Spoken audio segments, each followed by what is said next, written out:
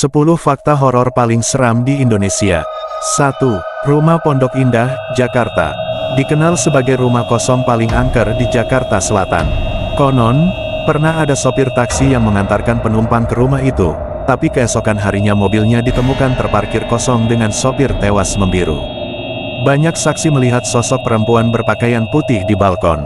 2. Pulau Nusa Kambangan, Jawa Tengah. Dijuluki Alcatraznya Indonesia. Dikenal bukan hanya karena penjaranya, tapi karena kisah eksekusi mati yang katanya meninggalkan arwah penasaran. Penduduk sekitar sering mendengar suara langkah rantai besi dan jeritan tengah malam dari arah pulau.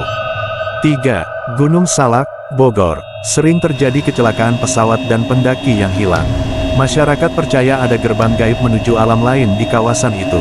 Kabut tebal dan suara gamelan sering terdengar tanpa sumber yang jelas. 4. Taman Nasional Alas Purwo, Banyuwangi. Dikenal sebagai pintu dunia jin oleh masyarakat sekitar. Banyak dukun mencari pesugihan di sana.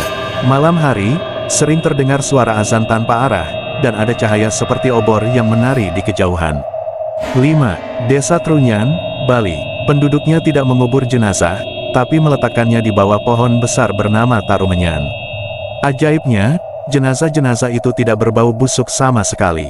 Banyak wisatawan mengaku melihat bayangan orang berjalan di antara tengkorak saat malam. 6. Lubang Buaya, Jakarta Timur.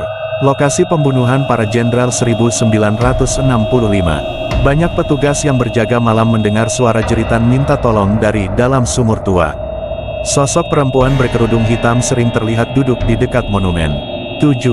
Hotel Toar, Manado. Hotel tua peninggalan Belanda yang kini kosong.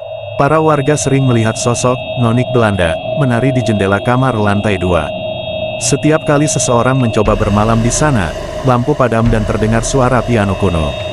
8. Sungai Bengawan Solo. Selain terkenal dari lagu, sungai ini punya sisi gelap.